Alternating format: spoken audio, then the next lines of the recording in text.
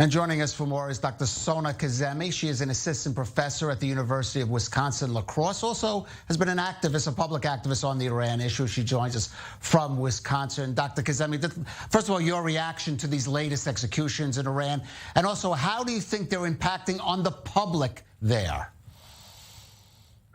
Yeah, thanks for having me. It is really, really disturbing to watch this. The Iranians inside the country and also the Iranian diaspora outside the country are extremely outraged watching this. Although this is nothing new. I mean, the Islamic Republic, since its inception in 1979, has conducted executions, public executions, and also secret executions behind the prison walls.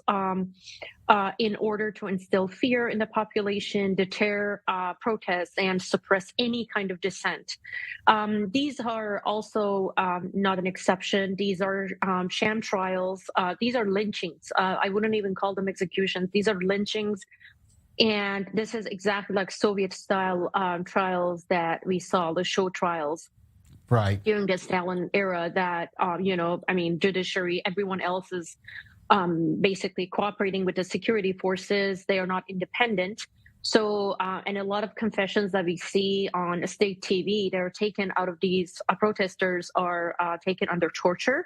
So obviously everybody who knows the state and the history of the state knows that these are nothing, independent or true. People, confessing against themselves are all taken under torture. You asked how it is affecting the public. I just want to say that I don't think these are deterring the protests.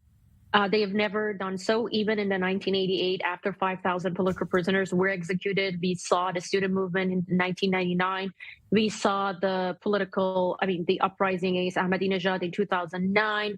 We have been having protests all the way since 2018, 19, 20, 2022, 23 now. So if the executions or these lynchings could have deterred the public, they would have done so already. So we know that people are determined, and nothing is taking them back at this point. Right. Now, as we heard in the report, there has been international condemnation. We're seeing other voices speak up. Even there was a video of some big Hollywood stars that was put out, arranged by some Iranian Americans in Hollywood. I think you retweeted to that. But is it getting the kind of world notice that it should? Is it generating the kind of global outrage it should? Thank you for asking this question. I think it is really important that we consider all this support just a rhetoric. I appreciate that people are reacting to all this crimes against humanity, but unfortunately, it's just rhetoric. We need to be pragmatic. We need to be practical. So the world leaders, especially in the West, need to take a practical stand, expel the Islamic Republic's ambassadors from their embassies. They need to close their airspace to Iranian flights. They need to not recognize the Islamic Republic as a legitimate representative of the Iranian people.